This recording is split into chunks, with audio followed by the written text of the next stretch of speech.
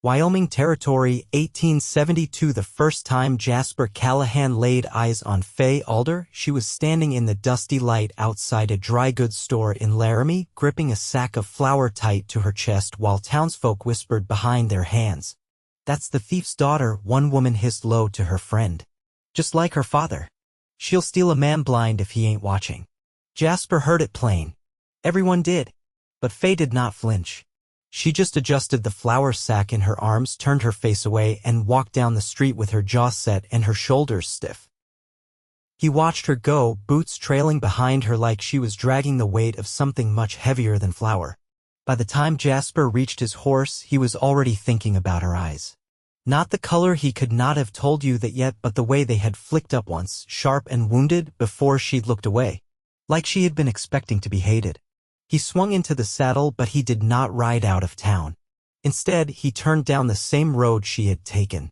Fay Alder lived in a split cabin on the edge of town.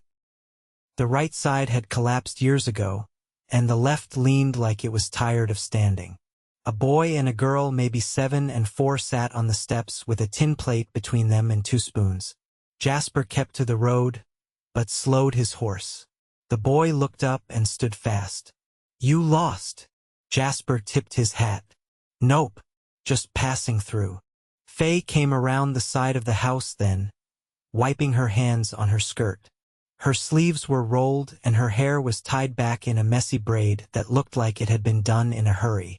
She saw him and froze. Jasper raised a hand. "I saw you in town." "That way folks talk about you." Her eyes narrowed. "You come to hear it for yourself?" "No," he said simply. "I came to see if you needed help." The boy stepped between them like he was used to that role. Fay put a hand on his shoulder. "It is all right, Caleb." Jasper looked between them. "Your boy." "My little brother," she said.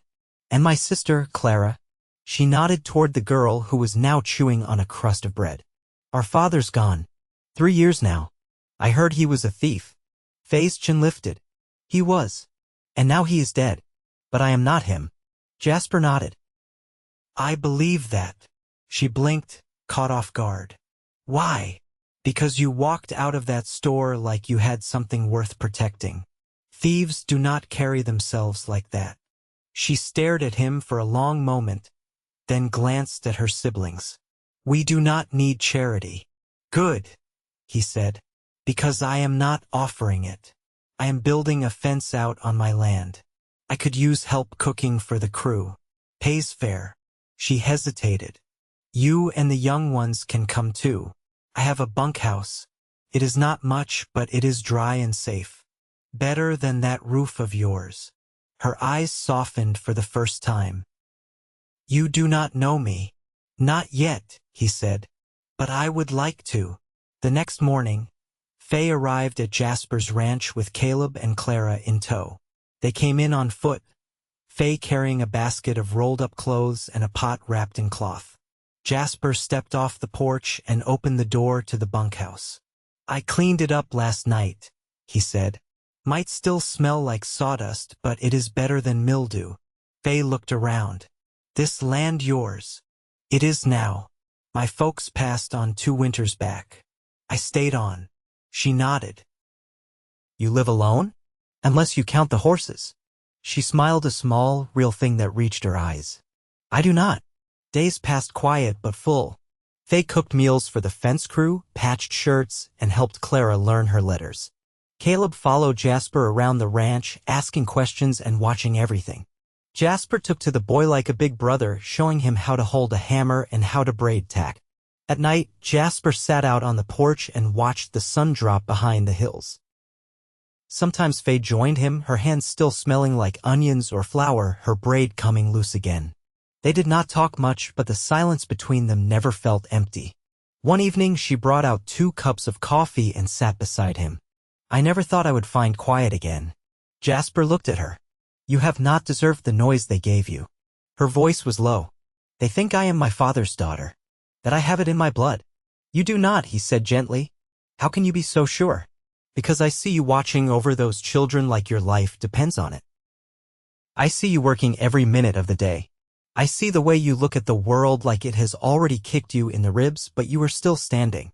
She looked down at her cup. He reached over and placed his hand over hers. She looked up startled but did not pull away. "I see you, Fay," he said, "and I am not going anywhere." Later that week, trouble came. A man named Roy Tanner rode in from Cheyenne claiming her father had stolen a silver pocket watch years ago. "He died before I got my justice," Roy said, standing in Jasper's yard like he owned the dirt. "I figure the daughter owes me." "She owes you nothing," Jasper said, stepping forward.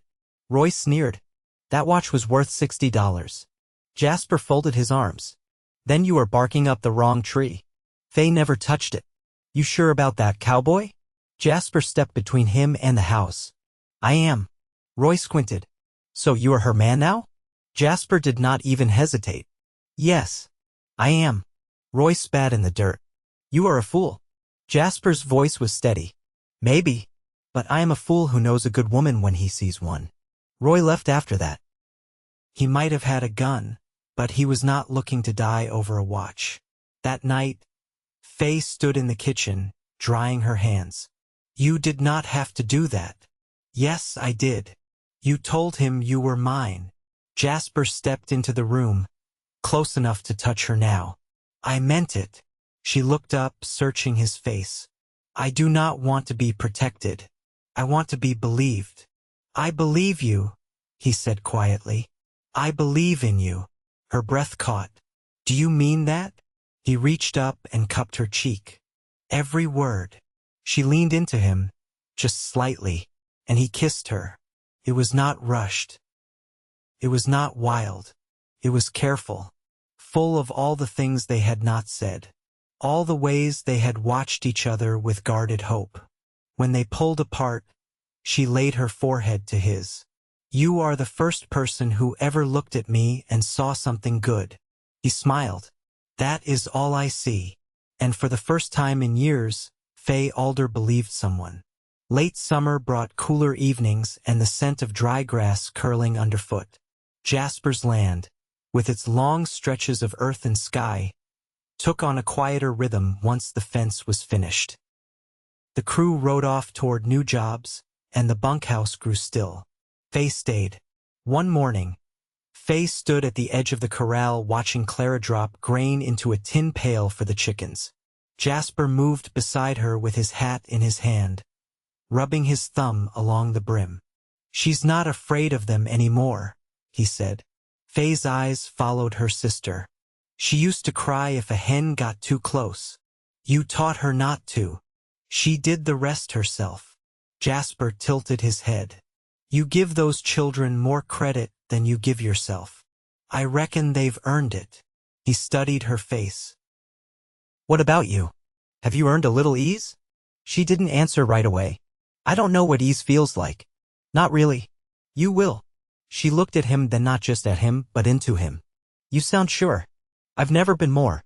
That night, a storm rolled in. Not the kind you watch from the porch with folded arms, but one that shook the shutters and sent water running under the door. Caleb and Clara curled up under quilts in the bunkhouse while Fay and Jasper worked by lantern light, setting buckets beneath the leaks and tacking blankets over the worst drafts. When the wind died down, Jasper stepped outside to check the horses. Fay followed him, wrapping a shawl around her shoulders. The rain had slowed to a mist, soft and silvery in the moonlight. He reached for her hand. "I keep waiting for someone to take this from me," she said quietly. "No one will." "You don't know that." "I do," he said, "because I won't let them." They stood in the damp hush, fingers laced, the barn light flickering behind them. The next day, Jasper rode into town for supplies.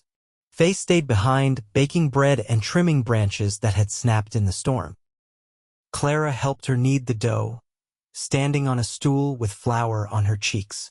Caleb took to the barn with a hammer, determined to fix the broken latch on the hay door. By dusk, Clara had fallen asleep by the hearth, her doll clutched tight. Fay sat with her, brushing the girl's hair with gentle strokes. She didn't hear Jasper return until he set the packages down behind her. "There were questions in town," he said after a moment. Fay turned. "What kind?" "Sheriff asked if you were still on my land. I told him you were here by my invitation." She stood, folding the blanket over Clara. He doesn't believe I belong anywhere. Well, he's wrong. You keep saying that, she said, moving toward him. But what if it never matters what you say? What if it's always their word against mine? He stepped closer. Then let it be your name beside mine. Let it be our word. Her breath caught. You mean that? I do.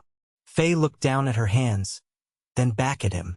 I don't have anything to offer you but what's already here. My work, my care. I can't give you a name that folks respect. I'm not asking for that, he said. I'm asking you to stay. Not because you need to, but because I want you to. She stepped into him then, laying her head against his chest. I want to, she whispered. And he held her there, arms wrapped around her like he'd been waiting his whole life to do just that. Days passed with a new rhythm. Jasper built a small wooden table and set it outside the bunkhouse where they took meals together under the wide sky. Fay planted herbs near the porch. Jasper found an old rocking chair in the barn loft and fixed it up for her. One afternoon, after Clara had fallen asleep with a book in her lap and Caleb was off fishing along the creek, Fay sat on the porch steps, mending a tear in Jasper's shirt. He crouched beside her, watching her fingers move. You know, he said, you don't have to fix every broken thing. She smiled without looking up. Maybe not, but I like when things last. He reached for her sewing hand and held it still. Then marry me. Her head lifted slowly. You're sure? I was sure the moment you walked away from that store with your head high. She looked at him a long time before nodding just once, steady. Jasper kissed her knuckles, then her lips, and the wind shifted through the grass like it was carrying something new. By the time the leaves began to turn gold on the edges, Fay Alder wore a ring Jasper carved from bone and silver. She stood in his doorway not as a guest, but as a partner, her name no longer whispered in judgment but spoken in the quiet respect that follows truth when it's finally seen. October settled in with brittle winds and a hush that made the cottonwoods lean in close. The land around Jasper's ranch turned ochre and rust, and the mornings came laced with frost. Fay stood outside the barn one dawn, rubbing her arms through her shawl while the horses huffed steam into the crisp air. She watched the sky lighten behind the hills, her breath slow and measured. Jasper came from the paddock carrying a cracked yoke he'd pulled from the wagon. Fay, he said, nodding toward the house, there's a letter came in from Denver. Name on it's yours. She followed him back to the porch where a folded envelope sat beside the lantern. Her fingers hesitated at the edges. It's from my mother's cousin, she said, more to herself than to him.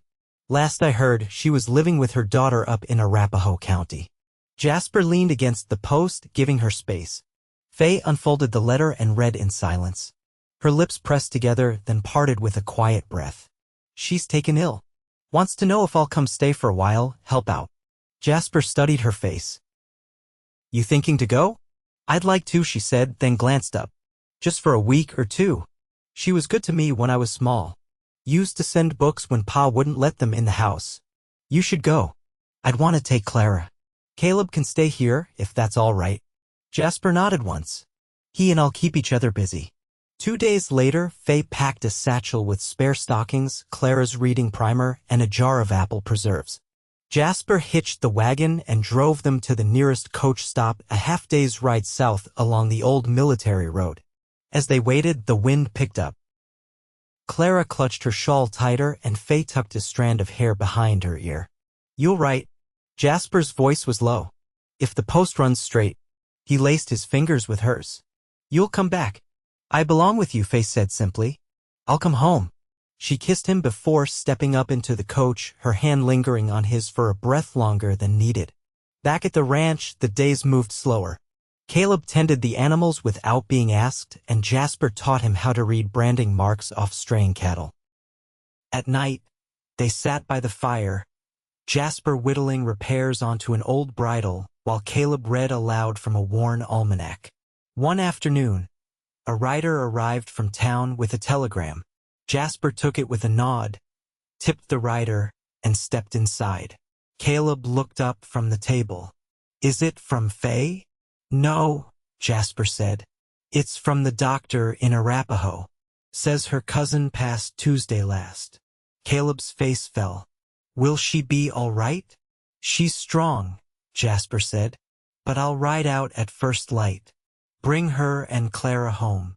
The journey took 2 days. When he arrived, Fay stood in front of a clapboard house with its porch sagging and its curtains drawn. She looked thinner, her face pale, but her eyes were steady. She went peaceful, Fay said as he dismounted. Held on long enough for Clara to read her a psalm. Jasper stepped close and brushed a leaf from her hair. You ready to come back? I've been ready since the day I left. They set out early the next morning, Clara nestled between them in the wagon, quiet but calm.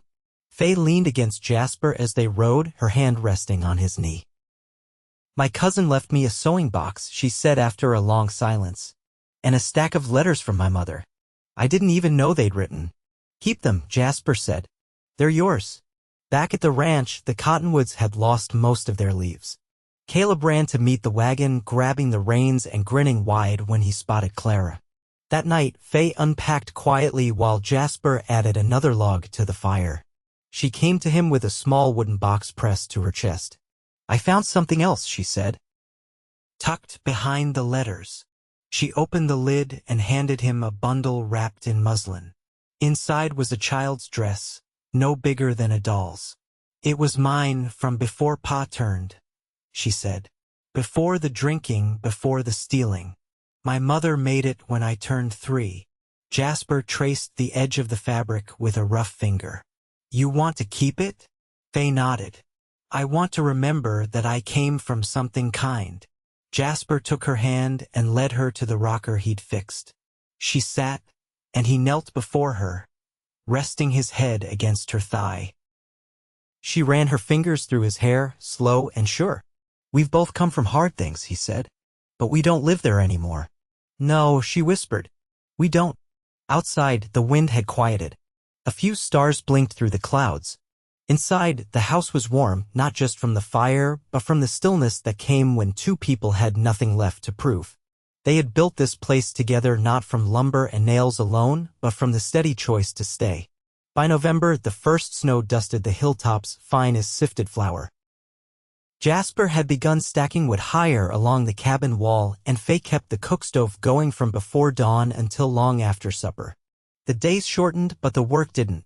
One morning, while Clara bundled rags for kindling and Caleb cleaned the chicken coop, Fay stood beside the table, her palms pressed to the worn boards. Jasper was repairing a cracked harness by the window, the light glinting off the needle he threaded with quiet focus. I've been thinking, Fay said. Jasper looked up without pausing his stitch. I want to start a school, she said. He set the harness aside. Out here. Not just for Clara, Fay said. For the ranch hands' children and the ones on the outlying farms. Some of the mothers asked me last Sunday if I'd teach letters and figures. I didn't promise anything, but I said I'd think on it. They'd come all the way out here? If I hold it in the hayloft, maybe once a week, they might. There's not much else for them. Jasper leaned back in the chair. You'd need paper. Slates. Chalk. I've written to my cousin's daughter in Denver. She works in a mercantile. She said she'd send some odds and ends if I paid postage. I've already put the coin aside. Jasper nodded, then stood and crossed the room. He rested a hand at the small of her back. You ought to do it. I've seen how Clara listens when you speak. The others will, too. Fay let out a breath she hadn't realized she'd been holding. Besides, he added, I can rig some benches in the loft. I've still got extra pine planks from finishing the corral. That afternoon, Fay and Caleb swept the loft clean. Jasper helped hang burlap at the open slats to keep out wind, and Clara sorted the donated books Jasper fetched from the post office in town. By the second Sunday, 6 children arrived on foot and muleback, some dragging satchels stitched from feed sacks, some with pencils wrapped in twine. Fay greeted each by name, seating them in rows and handing out slates like they were precious. Her voice, usually measured and spare, grew warm with instruction, her hands quick and certain with chalk. Jasper watched from the ladder's edge, arms folded, a quiet pride sitting in his chest. That night, after the children had gone, Fay sat at the table grading their first sums by lamplight. Jasper set a mug of coffee beside her. You looked sure up there, he said. She kept her gaze on the slate. I wasn't. You didn't show it. It felt right, she admitted. Like I had something worth giving. He crouched beside her, his voice low. You've always had that. Fay traced a finger along the edge of a child's neat handwriting. When I was younger, I thought I'd live out my life watching other folks get to build things. I didn't think I'd ever be trusted with something that mattered. You're trusted now, he said. You're needed. She looked down at him, her lips parted like she might speak and then thought better of it. Instead, she set the slate down and cupped his face in her hands. I love you, she said. His breath caught just once. I didn't say it before because I didn't know how long I'd last in a place like this, she went on. But I'm not going anywhere, Jasper. Not now. Not ever. He rose slowly and kissed her, his hands firm at her waist. It wasn't new, but it was deeper somehow. Like the words had pulled something loose between them and made room for more. After the fire burned low and the children were asleep, they lay together in the bed they'd built with their own hands. Jasper's arm rested under her head, his fingers brushing her shoulder. You know, he said quietly, folks still talk. When I was in town last, someone asked why I tied myself to a name like Alder. Fay stilled. I told them I didn't tie myself to a name, he continued. I tied myself to a woman who could carry more than most men and still lift others while doing it. She turned to him in the dark. What did they say? Didn't matter. She pressed her forehead to his. Thank you. For what? For seeing what no one else did. For trusting me before I knew how to trust myself. Outside, a wind stirred the bare limbs of the cottonwoods. Inside, the quiet stretched between them, not empty, but full with promises made and futures already unfolding. The snow deepened by December, blanketing the valley in a hush that muffled even the horses' hooves. Fay moved through the days with a rhythm that had become her own, less about survival now, and more about shaping the life she'd stepped into with both feet. Inside the cabin, Clara read curled up beside the stove, and Caleb split kindling with sharp precision, taller now, more sure in his stance. Jasper had taken to writing ledgers in the evenings, marking what they'd need come spring seed for oats, new axe handles, maybe a second milk cow if the Wilsons in town would part with one. He sat now with the account book open on the table, spectacles perched low on his nose. Fay folded a quilt over the back of a chair and poured 2 mugs of warm cider. She set one beside him, then turned to the window. Outside, a thin wind moved the snow in slow spirals. I've been thinking about your mother, Jasper said without looking up. Fay stayed quiet. You never talk about her. She was quiet, Fay said. Same as me. Wore her hair in a twist every day, even when it hurt her head. Said it was about keeping things in order. He nodded. She sang sometimes when Pa wasn't home. Low songs, never the same twice. I remember the sound of her voice more than her face. Jasper closed the ledger. You got her strength. Fay met his eyes. I don't know if she ever felt strong. Maybe not. But you are. And you've given that strength to Clara, and to Caleb. You've given it to me. She stepped closer. You never say things unless you mean them. I never will. Later that night, after the children were settled and the wind had quieted, Fay pulled a folded cloth from the drawer and laid it on the table. Inside was a letter she hadn't shown him before. I found this in the sewing box, she said. Jasper took it carefully. The paper had yellowed, but the ink was still legible. He read in silence. She wrote that after she left, Fay said. She tried to send for me, but the letter never reached us. I must have read it 20 times. She wanted you safe. Fay nodded. Knowing that changes everything. He folded it again, slower this time. What do you want to do with it? I want to keep it. But more than that, I want to give Clara what I didn't have. A home that doesn't come apart. You've already done that. No, she said. We did.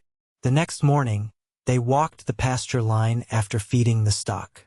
The sky was wide and pale, and the cold bit at their cheeks. You ever think about building on? Jasper asked. Fay glanced at him. There's room to add a second room off the kitchen, he said. Might be right to give the children more space. She smiled. And maybe a real washroom instead of that tin tub? That too. They worked through the winter evenings with quiet determination, Jasper cutting and planing wood in the shed, Fay sewing curtains from muslin scraps. Clara stitched a sampler by the fire, and Caleb helped haul stones for the chimney footing. By early March, the new room stood solid and square, its window catching the morning light just right. The children moved their things without fuss, proud of the space they'd helped shape. One Sunday, after the last of the frost had lifted, Jasper hitched the wagon and brought Fay and the children to town. They stopped at the church, where the preacher waited with a modest book in his hands and a silver ring Jasper had fashioned from his mother's old brooch. Clara held Fay's hand tight, and Caleb stood beside Jasper with his shoulders back. "You sure?" Fay asked, her voice low. "I've never been more." The vows were simple. No flowers, no guests beyond the preacher and the two children. But Fay's eyes shone with a promise that didn't need lace or ribbons to bind it. Afterward, they rode home through the thawing fields, the sun warm on their backs. Jasper reached across the wagon seat, fingers brushing hers. "I've never seen a house look like this," Fay said as they turned down the drive. "That's because it's not a house," Jasper answered. "It's a home." That night they ate supper by lamplight. The bread was still warm, the stew thick with carrots they'd stored in sand. Clara laughed softly at something Caleb said, and Fay leaned into Jasper's side, her head resting against his shoulder. He kissed her temple, then reached for her hand under the table. They sat there long after the fire had burned low, not speaking, not needing to. Outside, the land settled into spring's early hush. Inside, everything that had once been broken stood whole. Years passed, slow and generous. Fay's school grew, first into the loft, then into a small structure Jasper built beside the barn. She taught reading, figures, and geography from books sent by friends in Denver and Cheyenne. Children came from farther than anyone expected, some riding 3 miles before breakfast to learn from the woman who never raised her voice but always earned attention. Jasper's herd doubled. Caleb took to horse training, patient and firm in a way that reminded Fay of her husband. Clara grew tall and quick with numbers, and when she turned 14, she began teaching the youngest children their letters. On their 10th anniversary, Jasper planted a row of plum trees behind the house. Fay laughed when he presented her with a basket of saplings, but she helped dig each hole. "Why plums?" she asked, wiping soil from her brow. "So we'll always have something sweet." By the time their hair silvered, the trees bore fruit in heavy clusters. And every year, Fay made preserves in the kitchen, humming songs she didn't know the names of, while Jasper trimmed the branches and sorted the jars. They grew old gently, with sore knees and warm quilts and a porch just wide enough to hold 2 rocking chairs. And every night, they fell asleep beside each other, fingers laced, hearts light. They had walked through fire and frost and come out whole, and they never stopped choosing each other. Not once, not ever.